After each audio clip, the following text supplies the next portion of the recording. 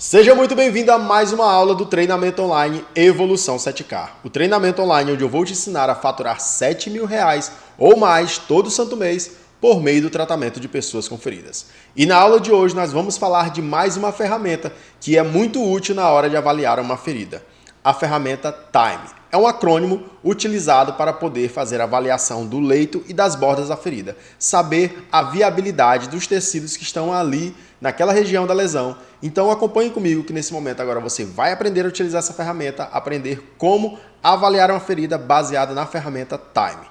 Quando nós comparamos a ferramenta RIB com a ferramenta Time, nós podemos observar que a Time tem bem mais especificidades voltadas ali para o leito e bordas da lesão. Nós vamos conhecer agora o que significa cada letra desse acrônimo que representa um processo avaliativo de lesão um pouco mais complexo, um pouco mais sucinto. O protocolo Time, essa letra T significa tecido inviável. Os tecidos inviáveis que estão ali naquela lesão vão ser avaliados a partir dessa letra T, desse acrônimo aí do Time.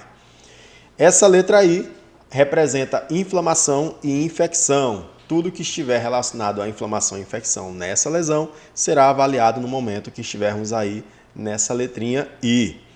O M refere-se à quantidade de umidade que tem nessa lesão. Então também nós vamos avaliar essa parte da umidade da lesão dentro do protocolo Time, dessa ferramenta.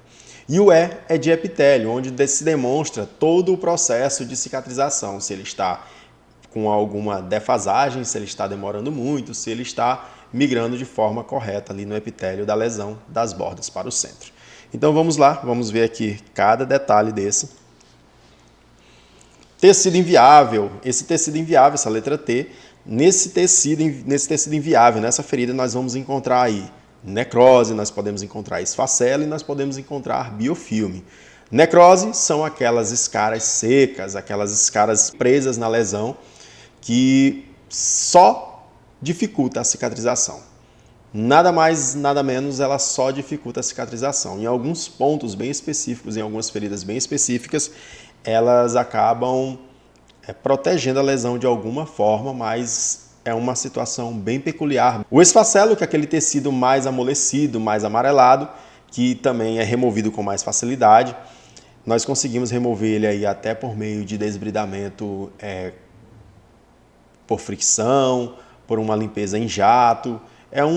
O esfacelo às vezes se torna até mais fácil de ser removido também com o desbridamento instrumental conservador, já que você quer entregar um resultado muito mais rápido, você vai implementar aí um instrumental conservador para remover de forma mais rápida possível, sem danos à lesão, é claro, para poder entregar essa cicatrização. Essa necrose também, há necessidade da remoção dela por meio de desbridamento instrumental conservador. Posteriormente também você pode estar utilizando alguns tipos de desbridamento como enzimático, autolítico, com o uso das coberturas, mas o desbridamento instrumental conservador, em se tratando de necrose esfacelo, ele é imprescindível, pois você remover todo o tecido que está ali sobre a lesão, todo o tecido inviável, vai facilitar muito o processo de cicatrização. E por último, o biofilme. O biofilme nada mais é do que uma película que cria ali em cima do tecido, pode ser até um tecido já de granulação. Na grande maioria das vezes a gente observa esse biofilme já em cima de tecido de granulação e você pode observar uma película, uma camada muito fina que representa um aglomerado de bactérias naquela região.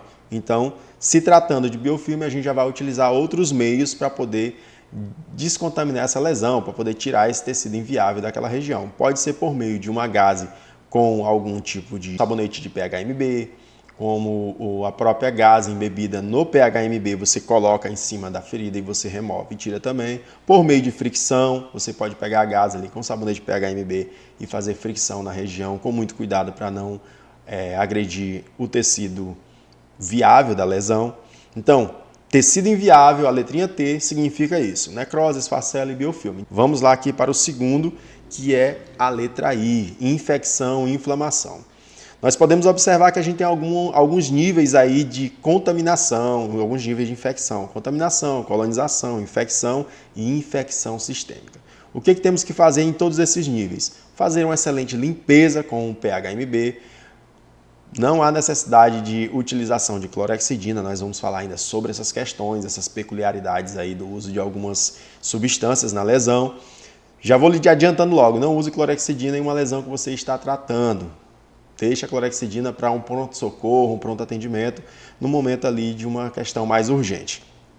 Então, por meio dessa contaminação, nós vamos utilizar algumas ferramentas para poder descontaminar essa lesão, diminuir essa colonização de bactérias, diminuir essa infecção e provavelmente, se for uma infecção sistêmica, nós teremos que fazer a utilização nesse paciente, por meio de prescrição médica, antibióticos para poder tratar de forma sistêmica, antibióticos orais ou antibióticos injetáveis aí para tratar essas infecções nesse paciente. Então, essa letra I significa infecção e inflamação. A inflamação, tanto quanto a infecção, ela prejudica o processo cicatricial. E no momento da avaliação você vai saber se está ali com processo infeccioso. Normalmente o processo infeccioso ele apresenta-se com alguns outros detalhes, como uma maior exudação, um odor mais peculiar, mais característico de infecção.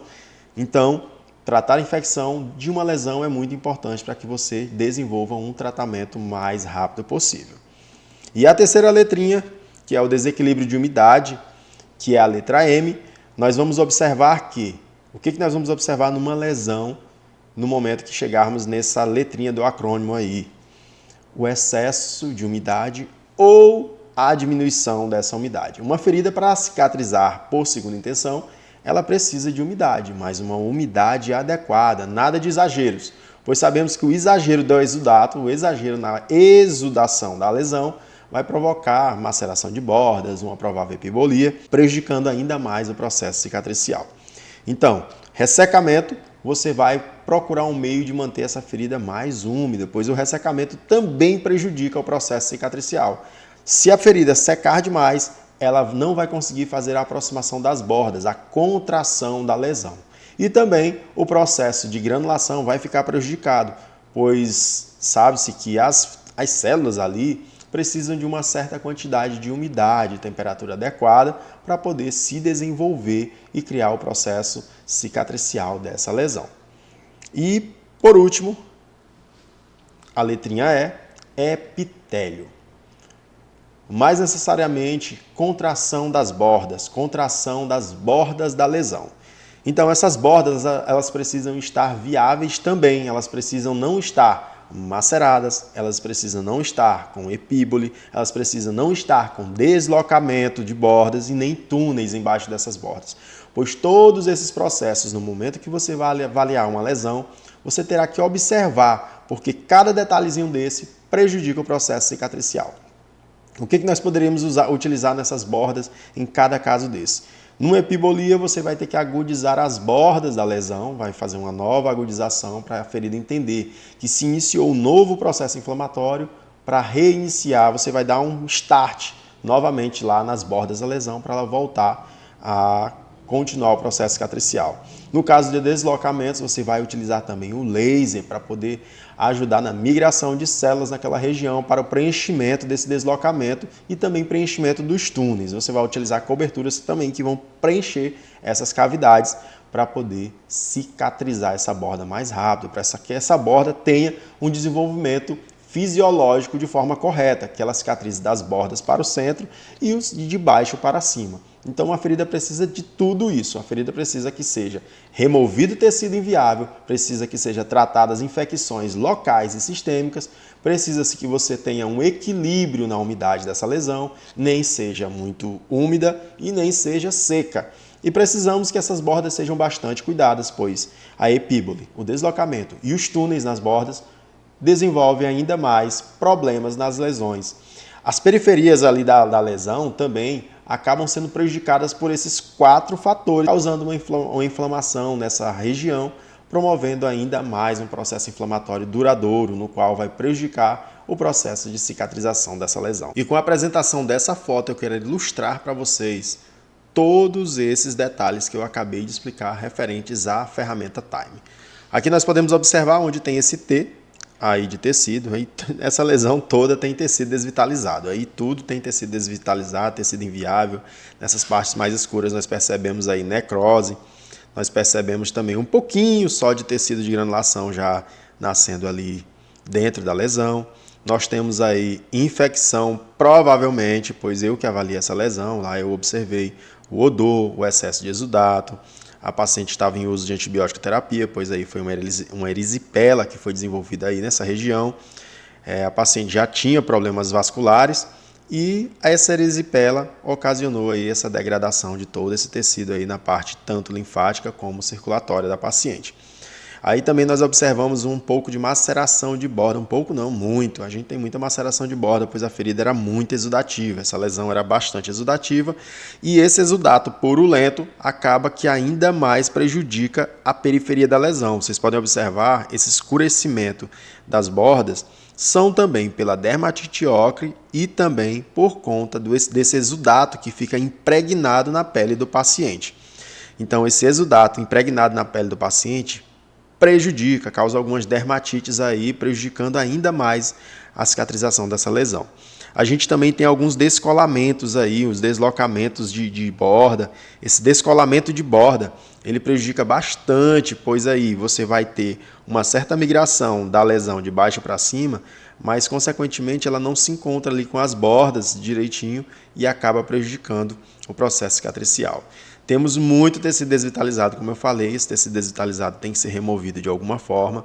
Na sua grande maioria, o desbridamento instrumental conservador é muito eficiente, pois aí nós temos muito esfacelo, fácil de remover. É preciso que você tenha expertise, é preciso que você tenha qualificação para poder realizar um desbridamento. Às vezes você até tem um certo curso de desbridamento, mas não praticou, e aí fica meio que com medo de realizar um desbridamento numa lesão dessa. Realmente uma lesão dessa, se você for fazer um desbridamento nas condições que ela está e você errar alguma coisa, você vai fazer uma ferida dessa sangrar bastante. Nós temos aí grande maceração de bordas, temos inflamação, temos infecção, temos tecido desvitalizado e temos aí esse deslocamento de borda também, esse descolamento de borda e um pouco de problemas aí na periferia da lesão, aí nas bordas, por conta desse encrostamento aí do exudato, que saiu bastante da lesão. Então você pode observar que essa lesão é uma lesão complexa, uma lesão bem difícil de se avaliar, uma lesão bem difícil de se tratar. Nesse exato momento em que eu estou gravando essa aula, essa lesão está em fase final de cicatrização. Isso aí foi quando eu fui avaliar ela pela primeira vez.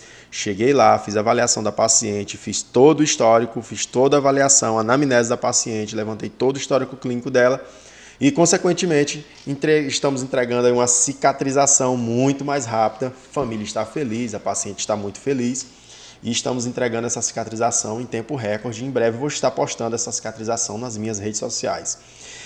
Turma, espero que vocês tenham gostado dessa aula. Por hoje é só. Na próxima aula nós nos encontramos e até lá.